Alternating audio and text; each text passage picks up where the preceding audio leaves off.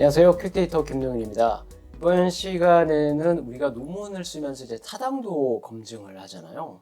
그래서 타당도 검증을 할 때 요인 분석을 이제 주로 사용해서 타당도를 분석하게 되는데, 오늘은 요인 분석 중에서도 탐색적 요인 분석을 한번 살펴보도록 하겠습니다.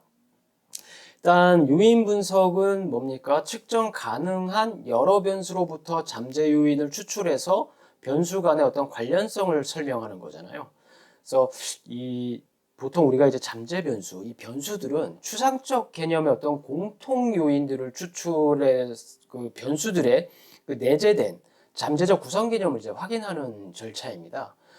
그 요인 분석은 우리가 관측 가능한 여러 변수로부터 어떤 특정 잠재 요인을 추출해서 변수 간의 관련성을 분석하는 거라고 했잖아요. 예를 들어서 우리가 청소년의 사회적 지지라던가 자기 효능감 이런 것들과 같은 추상적인 개념을 우리가 측정한다고 할 때 체중계라던가 온도계와 같은 이런 객관적 측정 도구를 이용해서는 측정할 수가 없죠. 당연하죠. 그래서 이런 어떤 그 추상적인 개념과 관련된 어떤 행동 패턴, 행위 패턴을 관찰하거나 이를 측정할 수 있는 설문을 통해서 그 개념 존재를 추론하는 겁니다. 예를 들어서 사회적 지지를 친구 지지, 가족 지지, 교사 지지 이렇게 세 가지가 있다고 가정을 해보자고요. 그 중에서 우리가 친구 지지를 측정한다고 할 때 측정 도구를, 측정 문항을 친구들은 나를 좋아한다, 나와 친구들은 서로 잘 도와준다, 친구들은 내 말을 잘 들어준다, 친구들은 나를 격려한다, 등등의 이런 이제 측정 문항을 만들어서 우리가 이제 관측하는 거잖아요. 그런데 이런 질문들에 대해서 매우 그렇다라는 긍정적 응답을 한다면 이들 응답 간의 어떤 상관관계로부터 친구 지지라는 공통의 잠재 요인이 존재한다고 가정할 수 있는 거죠. 이렇게 사회적 지지는 단일 항목으로 측정되기보다는, 그러니까 하나의 어떤 항목으로 측정되기보다는 직접적으로 관측 가능한 여러 다른 변수의 어떤 측정을 통해서 간접적으로 도출되고, 이러한 잠재 요인을 어떤 확인 절차를 이제 가짐으로써 복잡한 사회 현상을 단순화할 수 있게 되는 겁니다. 그래서 요인 분석은 이렇게 사회적 지지를 친구 지지, 교사 지지, 가족 지지 이렇게 등등으로 구분하는데, 지금은 이제 세 가지를 예를 들었으니까 친구, 가족, 교사 이 세 요인의 어떤 선형 결합으로 나타내면서 직접적인 측정, 관측이 힘든 공통 요인을 추출해서 그 내재된 잠재적 구성 개념을 확인하는 겁니다. 그것이 이제 요인 분석, 탐색적 요인 분석이고요. 그래서 요인 분석에서는 독립 변수와 어떤 종속 변수의 이런 구분이 없고 그냥 변수들의 집합만 있는 겁니다. 어떤 인과관계를 보는 게 아니니까요. 그래서 변수 집합에서 주어진 변수들 간의 어떤 유사성, 유사성을 생성하고 요인을 생성하는 것이 이제 요인 분석이다. 자, 탐색적 요인 분석은 어떤 상관관계를 기반으로 측정 항목의 구성을 파악하는 분석이에요. 그래서 측정 항목들이 개념을 잘 구성하고 있는지, 그리고 타당성을 가지고 요인을 잘 설명하고 있는지 통계적 검증을 하는 것이다. 그래서 우리가 어떤 탐색적 요인 분석은요, 어떤 이론적 선행연구에서 만들어 놓은 어떤 이론적 모형을 기반하기보다는 이 변수들이 요인에 가지는 적재 값을 토대로 변수들을 통계적으로 그룹화시키는 겁니다. 그러니까 친구 지지, 가족 지지, 교사 지지 이런 항목들이 잘 그룹화가 되는지 이걸 확인하는 겁니다. 그래서 요인 분석을 우리가 하기 위해서 데이터는 어떤 게 필요하냐면 간격 척도, 그러니까 리커트 척도 같은 거요. 혹은 이제 비율 척도가 측정이 돼야 됩니다. 그래야지만 요인 분석을 할 수가 있어요. 그래서 이 표본 크기, 그러니까 관측수, 케이스, 이런 케이스는 변수의 개수 대비 5배에서 10배 이상 있어야 되는 겁니다. 그러니까 예를 들어서 우리가 측정 문항이 10개다. 그러면 5배, 10배니까 그 표본은 몇 개 정도 필요하냐면 50개에서 100개. 그죠? 이렇게 필요하다라는 겁니다. 그 다음에 표본 크기는 이렇게 굳이 이렇게 딱딱딱 뭐 5배, 10배가 5배에서 10배 이상이 아니더라도 표본 크기는 최소 50개에서 100개 이상은 나와줘야 됩니다. 그래서 이 기본적으로 요인 분석은요, 상관관계가 높은 변수끼리 그룹화해야 되기 때문에 우리가 나중에 그 상관관계 어떤 그 절대값, 플러스 마이너스 절대값 기준으로 3 이하로 나타나잖아요. 요인 적재값이. 그러면 요인 분석에 부적합하다고 볼 수 있습니다. 그래서 변수들 간에는 어느 정도 수준 이상의 그 상관관계가 있어야 된다라는 겁니다. 자, 이제 요인 개수 결정 방법, 그러니까 추출 방법인데요. 요인 분석을 할 때는 그 여러 변수로부터 추출할 요인의 수를 결정해야 합니다.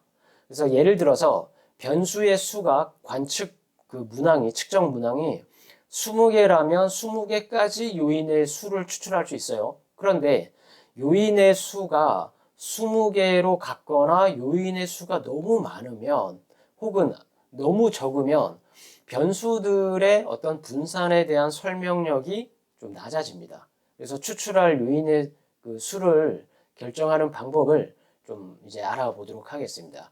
그 몇 가지가 있는데요. 대표적으로 아이겐 밸류, 아이겐 값이라고 하고 이제 고유값이라도 얘기를 합니다. 이 고유값은요, 요인의 설명력을 나타내고 요인에 대한 요인 적재값의 제곱합을 의미하는 거고요. 요인이 크면 요인이 어떤 분산, 그 변수들의 분산을 잘 설명하고 있다. 그런 의미를 갖고 있습니다. 그래서 1보다 큰 고유값이 나와야 된다. 그런데 이거 예를 들 거예요. 좀 이따가. 고유값 1 이하인 요인은 그 한 개의 변수가 가지고 있는 분산도 제대로 설명하지 못하는 요인들을 의미한다. 이제 뭐 그 정도 이제 개념을 알고 계시면 될 것 같고요. 우리가 지금 아이겐 밸류, 고유값 기준으로 요인을 추출할 때는 일반적으로 1 이상을 갖는 요인 수만큼 추출하는데요. 그 아까 20개라 그랬잖아요. 근데 원칙적으로 이제 변수가 20개를 넘는다고 한다면 이 방법이 적절하지만 변수가 20개 이하여도 이 아이겐 밸류, 고유값 1 이하에 대해서 많이 사용하고 있습니다. 추출 방법으로. 자, 그 다음에 선행 연구에 따른 요인의 수를 결정하는 겁니다. 그러니까 기존 선행 연구에서 뭐 그 사회적 지지를 하는데 하위 변수로 친구 지지, 교사 지지, 가족 지지가 있다고 했는데 각 그 지지 문항마다 뭐 10개다. 그게 이미 선행 연구에서 타당성도 다 검토되고 이런 그 뭐 관계 검증까지 끝난 이런 선행 연구가 있는 혹은 연구 목적에 따라 추출할 요인의 수를 내가 사전에 결정하여 지정하는 방법입니다. 그러니까 사회적 지지를 탐색적 요인 분석을 했는데 그 각 뭐 측정 문항이 20개라고 칠게요. 가정을 하면 전체 문항이. 그런데 그룹화가 될 때 뭐 1요인에는 5개, 뭐 7개, 2요인에 6개, 3요인에 뭐 7개 이렇게 해서 친구, 교사, 가족 지지 이런 것들이 그룹화가 돼야 돼요. 그런데 이거를 그 아이겐 밸류 값으로 하지 않고 그냥 나는 3개로 지정할 거야 하면 3을 이제 입력을 하면 되거든요. 그렇게 해서 추출하는 방법이 있고 그리고 이제 사전에 설정된 이론과 가설을 검증하고자 할 때는 그 요인의 수를 미리 그냥 내가 결정해 놓는 겁니다. 그 다음에 이제 전체 요인의 설명력 기준으로 보는 게 있는데요. 설명력의 합이 그 60% 내외 정도 되는 수준의 설명력을 가져오는 요인들을 이제 추출하는 방법이 있고요. 이제 또 마지막으로 스크리도표가 있습니다. 예, 어떤 그 나중에 분석을 할 때 스크리도표를 이제 클릭을 하게 되면 스크리도표를 보면서 어떤 이 추세가 고유값의 감소폭이 갑자기 확 급격하게 이제 떨어졌다가 완만하게 가는 게 있거든요. 그것도 예를 들 거예요. 그래서 그때의 어떤 요인의 수를 또 기준으로 추출하는 방법이 있다. 이렇게 해서 요인 개수 결정 방법은 크게 보면 고유값 기준, 선행 연구에 따른 요인의 수 결정, 그 다음에 전체 요인의 설명력 기준과 스크리도표로 이제 요인의 수를 결정하는 방법이 있다. 자, 이제 요인의 회전에 대한 게 또 있는데요. 자, 요인의 회전. 일단 요인 적재값이 있습니다. 그러니까 요인 행렬에 있는 각 변수와 해당 요인 간의 어떤 상관계수를 이제 보는 거예요. 그래서 그 뭐 적재값이 0.4 이상 혹은 좀 더 보수적으로 보면 0.5 이상 뭐 이렇게 그 각 요인에 이렇게 분류가 돼야 된다 이런 겁니다. 요인 회전 방법으로는 이제 그 직각 회전, 그다음 사각 회전 이렇게 있거든요. 두 가지 방법이 있는데 이 요인 회전 방법은 우리가 추출된 요인을 회전해서 요인 구조를 명확히 알고 어떤 변수가 어떤 요인에 높은 관계가 있는지를 파악하는 방법이에요. 그래서 직각 회전은 직교 회전이라고도 이제 하거든요. 그 요인들 간에 어떤 독립성을 유지하면서 그 직각을 유지하는 거예요. 좀 다음에 이제 그림으로 설명드릴게요. 직각을 유지하면서 요인 구조가 명확해질 때까지, 뚜렷해질 때까지 요인을 회전시키는 방법이다. 그래서 이 변수들이 요인들과 높은 상관관계를 갖도록 요인축을 직각으로 이렇게 회전하는 거예요. 직각으로. 그게 이제 직각 회전 방법이고요. 사각 요인 회전이라고도 있는데 뭐 사교 회전 혹은 뭐 비직각 회전 뭐 이렇게도 얘기를 합니다. 그 직각을 유지하지 않은 채, 그러니까 이 직각으로 이렇게 탁탁탁 이렇게 회전하는 게 아니라 뭐 비직각 막 이런 식으로 직각이 아닌 그 상태를 유지하지 않고 요인 구조가 가장 명확해질 때까지 요인을 회전시키는 방법이다. 그래서 크게 보면 회전 방법은 이렇게 두 가지가 있는데 사회과학에서는 사각회전보다 직각회전을 좀 더 많이 사용하는 것 같습니다. 거의 대부분 보면요. 그래서 그 요인 간의 어떤 인과관계도 중요하지만 요인 간의 어떤 판별 타당성의 중요성을 두기 때문에 직각회전을 좀 더 많이 사용하기는 합니다. 좀 더 다른 말로 이제 다중 공선성의 문제 이런 것 때문에 직각회전을 좀 더 많이 사용한다. 다 그렇다는 건 아니고요. 거의 대부분 보면 직각회전을 많이 사용합니다. 직각회전과 이제 사각회전이 이렇게 이제 있는데요. 직각회전은요, 요인 간, 어떤 직각에 있는 요인 간 상관관계가 0, 상관관계가 없는, 그러니까 상호 독립적이다. 이것을 의미하고요. 이 직각회전은 결과 해석이 조금 쉽습니다. 반면에 사각회전은 요인 간 상관관계가 0을 가정하지 않는 겁니다. 그래서 연관성을 유지하는 거예요. 즉, 상관관계가 있다라는 거죠. 그걸 가정하는 게 이제 사각회전 요인인데요. 다만 이제 다소 결과 해석이 좀 어렵다. 그런 이제 좀 단점이 있습니다. 그래서 우리 이제 좌측에 있는 직각회전 그림을 좀 먼저 보면요. 여러 변수들이 있는데 요인 회전 전, 그러니까 즉 그림 그 우측에 있는 여기 이제 이렇게 있으면 여기 우측이요. A에 있는 변수들의 집합과 B에 몰려 있는 변수들의 집합 이렇게 있잖아요. 이렇게 이제 분포가 되어 있는데 그런데 우측 모두 이렇게 그 일사분면에 이렇게 다 있단 말이에요. 명확하게 구분되어 있지가 않아요. 그죠? 그래서 어느 변수가 어떤 요인과 관계가 깊은지 알기 어려워요. 근데 하지만 우리가 이 직각인 상태에서 요인 회전을 이렇게 딱 했단 말이에요. 그러니까 A 집합에 있는 변수들은 요인 2쪽에, 그 다음에 B 집합에 있는 변수들은 요인 1로 명확하게 구분이 됐어요.